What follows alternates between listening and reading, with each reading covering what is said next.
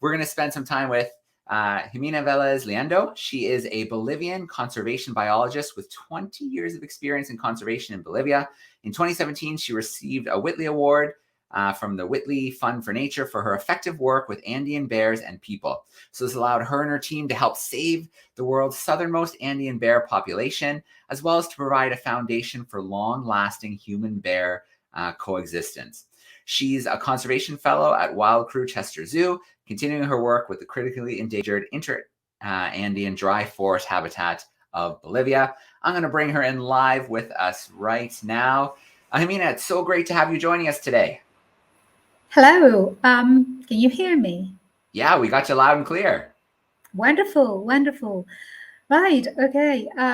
So yeah, that's me. It's my name is Ximena, or everyone calls me Xime. And I'm extremely excited to share my work with you, and especially this is my first time in this festival, so I'm a bit nervous, but yeah, ready to go. All right. Well, I popped your slides up nice and front and center. There's no need to be nervous. Everybody here loves biodiversity, and we're so excited to get into your world. Great. All right. Okay. So yeah, in the next 20-25 minutes, I'm going to bring you from the beautiful waters from the other side of the world to my mountains, where I've been working with bears for almost 20 years. So I'm going to talk about bears and bees and dry forest. So I just wanted to show you this picture because this was taken, I think it was 15 years ago or something. And it's me at the bottom right of your screen. And at the middle, I don't know if you can see it, there is two black dots. And those are a bear and a cub. And I'm always wanted to share this picture because it's the only picture that I have with a bear. So in order, to believe me that I do work with bears, I really want to show this picture. But the other reason why I love this picture is because bears have been my passion for all this time. And whenever I see a bear, especially with a cub, it brings me hope for the future, for these incredible, amazing species, but also hope for us, because bears, wherever we can find bears, we know that the ecosystem is healthy, and the equilibrium of that forest is going on good path. I remember that the day that my student took this picture, we were following the footprints of a bear, and I was telling my student, do not get close to a bear, do not get close to a bear. And then the minute that I saw a cub, I was just, you stay there, I'll go and get it. So yeah, it's really exciting about this picture. But okay, so bears, the Andean bear, it's the only bear species that we have in South America. As you can probably see in this map, the habitat is extremely fragmented. The species arrived around 5 million years ago, much, much, much earlier than our ancestors. And the habitat has been getting extremely fragmented to the point that, as you probably see here, the northern countries, Venezuela, Colombia, and Ecuador, there's only tiny little fragments of habitat left for these species. As we go south, we have Peru and Bolivia. And in those two countries, we probably have half of the population in the entire region. So it's extremely important for us to keep that continuity of their habitat. So I've been working for the past 15, 20 years trying to understand these species, their biology, ecology, and I was always away from humans. Um, for my PhD, I did a massive study from the north of my country, Bolivia, to the very south. And I found out that in the very southern part of the country, we didn't know anything about bears. People didn't know that we had bears.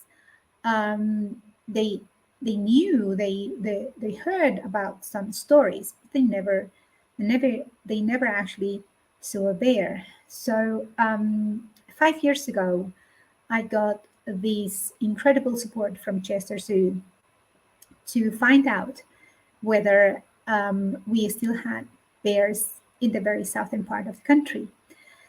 So the little guy on your right of your screen is showing us that we still have bears. But the population that we've been monitoring for the past 5 years in the southern part of the entire Andean bear distribution globally, it, it was extremely, extremely small. During the past 5 years, we've been working monitoring this population. We set up camera traps in an area of around 1,000 square kilometers. The first question was, do we still have bears? And secondly, we were wanted to know uh, all the information possible about their ecology and their biology, because this is the southernmost bear population in an entire region. So we didn't know anything about maternity time. We didn't know anything about diet. We didn't know. Well, basically, we needed to start from scratch. Now, this region, it's not a protected area. It's a communal area where we work closely with 5, 6 communities. And the lovely person in the middle of my slide is one of our parabiologists. A parabiologist is a member of a community that we've been training to set up these camera traps and actually be our biologist in the field. We work with them very closely because they have the knowledge. They know how to find the bears. They know the footprints. So they only need a camera trap and some training from our side. And now we have 11 parabiologists that they work with us, and especially during the pandemic time, they were in charge of changing camera batteries and all the equipment. So without their help, we would probably be, starting again. But once that we started working with this monitoring, one of my questions was, okay, we have a couple of bears. Do we have a reproductive population? Are we really, really, working with few individuals, or do we still have hope? So this is this video is from this year. This is our lovely mother with our twins.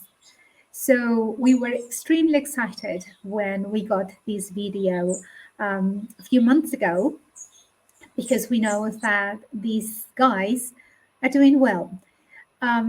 So with these really, really positive news from the field, we knew that our work was going on a good path.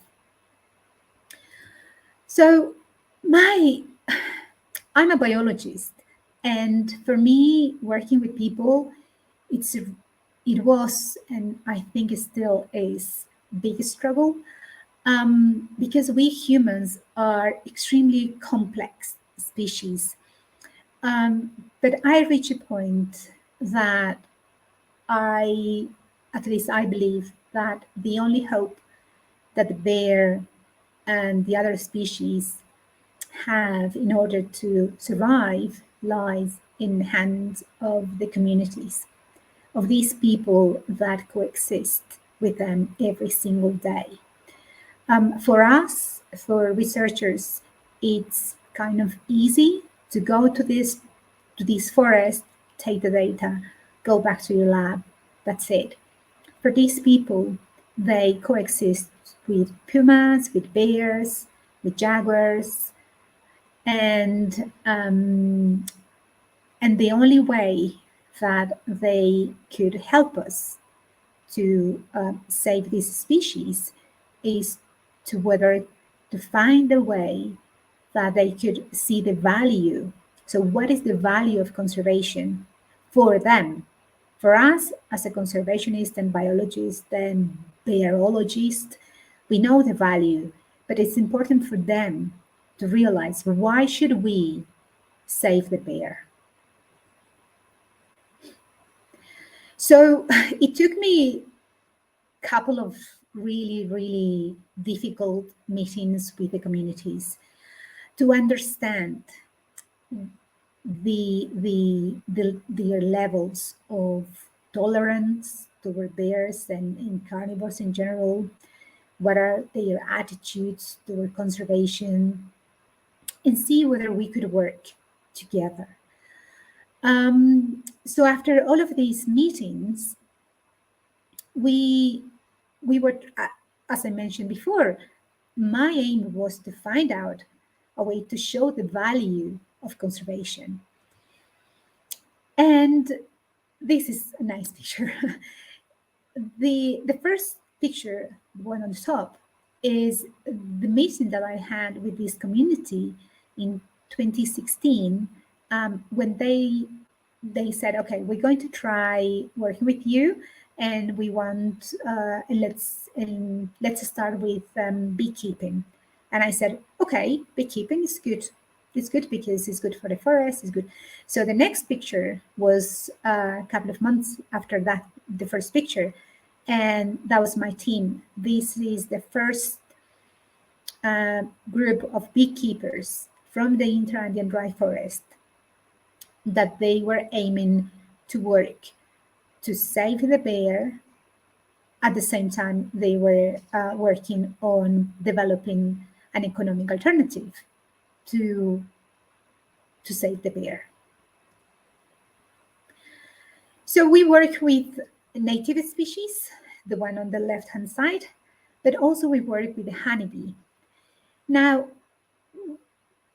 I was struggling a little bit about using this honeybee species because it's not native species, but I needed to show that this is an economic activity that can be profitable for these communities. So we said, okay, we have to try this first. So when we did, we were kind of successful. So this is one of the first results from our first year of working with beekeepers. As you can see here, this lovely lady is showing the first honeycombs that they harvest. And on the right-hand side is the honey, and it's called the Valle de Osos, which means the Valley of the Bears. And it's in a way that a bear represents what they are doing. I mean, the bear is the protector. And we wanted to, how can I say, slowly trying to change the attitudes toward bears from the bad bear to the good bear. So having the name Valle de Osos was also bringing another value of the beekeeping. He said, "Is the bear? Is the honey? Is bear honey?" So now that we've been working now 2-3 years with the beekeeping, communities they have embraced this concept, and now they are moving to the next level, which is they are producing their own products, honey, strawberries, and all of sort of products, and they use the brand Valle de Osos, which we think it's great.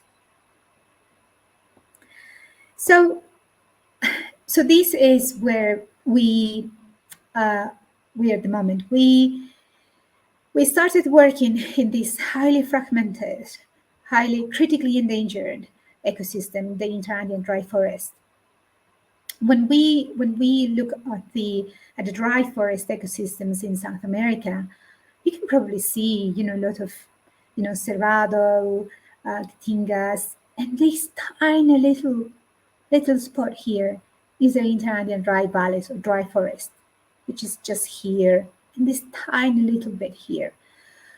So we are working with a critically endangered ecosystem that our ancestors have been using for years, for hundreds of years. So this is how it looks like. It's extremely fragmented, extremely fragile. This is a dry forest during the wet season, as you can probably see, all beautiful green. So we wanted to put together the Andean bear as the gardener of the Andes, because it's a wonderful species. It's a species that disperse the seeds. So that's the name of the gardener of the Andes. So we have the gardener, we have the pollinators, which are the bees. So we are now working towards natural regeneration. Let me show you this. So these are our bees working to help the bear to pollinate the forest. And this is the view of the Interandean dry forest, where we are currently monitoring, and we are hoping for the natural regeneration. Sorry. So we know that this is a very slowly process. We started from finding out whether we still have bears, then we move in towards working with people, and now our aim is to save the last remnants of Interandean dry forest. So the Interandean dry forests, the value of these lost fragments is unbelievable. During these years, we have identified more carnivore species than in any other ecosystem in Bolivia.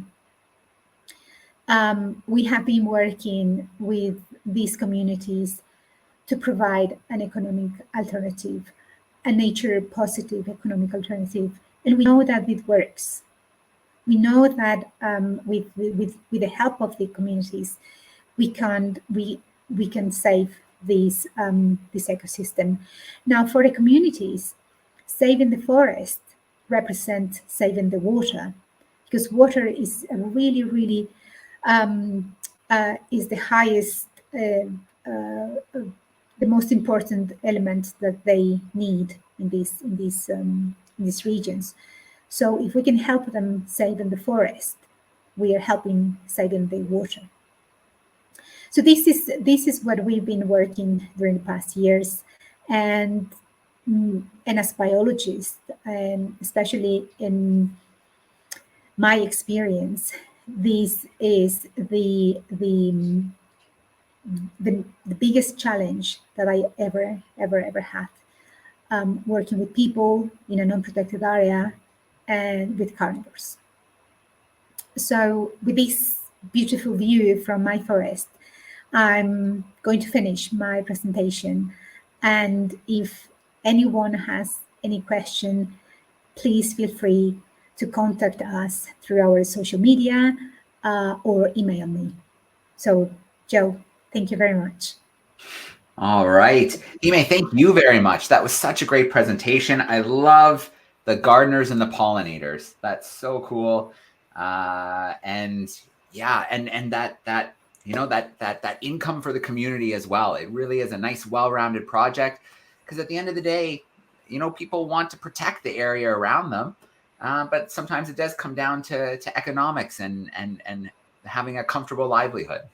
Exactly. That's it. I mean, that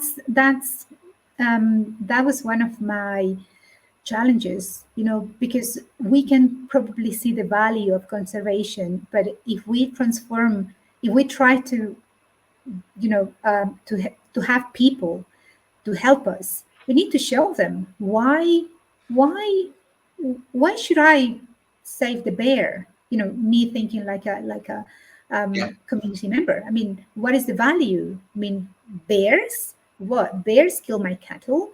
Bears are scary creatures. Bears are ugly. Those things. So why should I save them? So it's been really, really difficult. But once they see the value, their attitudes have changed completely. It's incredible. Just a couple of years, and the acceptance of living with bears increased. Ah, that's awesome. That's just good conservation. Protect the species, but you have to think about the people too, because you're Absolutely. only filling in half of the equation. Now, you mentioned people call them the bad bears, because there are those cattle incidences, and it sounds like, would you say there's a little bit of fear similar to how people fear jaguars and Yeah. pumas? Absolutely. Yeah. Fear, a lot of fear. And it's also it's our nature as a species. We scared of carnivores in general because our ancestors, they were fighting with carnivores for land and resources. So we are kind of genetically programmed to scared of carnivores. They don't have the same feeling with tapirs. Tapirs are big animals, or other herbivores. But with carnivores, it's in our genes, unfortunately. Yeah, yeah, fair enough. Okay, let's grab another question here. So, I'm wondering if this is a challenge for you, and maybe some of your strategy. You shared that picture, the one picture of you and a bear. Obviously, you were very spread apart. You could, in the distance. So, I mean, is that part of the challenge? Is getting people to love and want to protect something they've never seen before? Mm. Yeah, exactly. And it's interesting how the attitudes towards bears, especially, changed during these years when we were showing. Because all these pictures, all these images that we get from our camera traps, we share with the communities, we share with the schools. So the first time that we show them, they were amazed. It was like, oh wow, is that a bear? But look at that! Look, oh, look the cubs. Oh, and when we show them the cubs, oh yeah, Of course, that's of course. cub, a bear cub. So it's interesting how um, their attitudes and perceptions towards this is a bad animal change when they actually see it. Yeah, So for us, the images, the videos, and it's just powerful. I mean, it's just and they love it. They love to see those pictures. And every time that the team is back from the field collecting all the memory cards, they always ask, "Oh, how are the bears? Do we have cubs?" And it's just and it took just a couple of pictures yeah, to show them. And now we have produced calendars with the pictures from our camera traps, and they just love it, and they feel really, really proud. Some of them, of course, we still have some people that they don't really like bears at all, but but the majority, they just feel really proud of having those animals in Yeah. their back gardens. Yeah, it And would so, almost be an interesting experiment to have some students who maybe haven't seen an Andean bear before, but have them draw what they think they look like, and then yeah. show them some of that camera trap footage. And I wonder how they could compare and if they'd be kind of big, scary kind of pictures before they see Yeah, the video. that's a really good question. When comment, there is a lot of local stories about bears, and during our first year working with the local schools, there were the children, telling us the stories about the bad bear, Yeah. and the bear kidnaps women. And I said, so you think it's really bad? And say, yeah, it's really bad. And I was asking, so how the bear looks like? How? And they were just showing this big, massive black creature, really bad. And I said, right, okay. Do you want to see a bear? And they said, okay. So I show them. And they're like, oh, but it's not that big. I said, no, it's not that big. So it's incredible. It's just, it takes so little resources to change the attitude. And now all of those children, they've been starting, working with us. Now they have a different attitude. They know, and they are really happy to show them. I mean, whenever there's a new visitor, they say, oh, look, this is the bear. This is our bear. Because another really interesting thing is how each community, they have identified their own bears. So, for instance, those the twins belong to this community, and someone from a different community, they said, "Oh, but we don't have twins." I said, "No, you don't have twins. You only have one." Like kind of competition. Yeah, absolutely. Yeah, but it's sometimes it's quite funny how their attitudes, in the competition for having, the twins, and or the big bear. It's really funny. But unfortunately, we still have some cases of people killing bears during our 5 years with no killings. Last year we had one event, and it was really sad because it was our dominant male. Oh, Yeah, and it was really sad situation. yeah. Well, Hime, there's a lot of hope in your story, and there's a lot of things to think about, the fragmented habitat. But it seems to me like you're training up the next generation of scientists and conservationists who understand the importance of the bear and are going to be there to help protect them for the future going forward. Well, we hope so, and I hope so that, if these kids, if only two or three of them, they keep, their mind open, and keep the good bear inside, that will make a great change Yeah, for the future of these amazing species. absolutely. Well, thank you so much for introducing us to the gardeners and the pollinators, and of course, the people who live on the land as well. And yeah, great to have you with us for the first time, and we can't wait to catch up on your work in the Oh future. yeah. Well, thank you very much, Joe, and thank you for the invitation. And I hope that people who were connected, they got a little bit inspired about bears. So next time that you're having a full spoon of honey, think about the bears. Absolutely. Well, have a great night. Have a great biodiversity day tomorrow, and we'll see you later. Thanks so much, Thank Hime. you.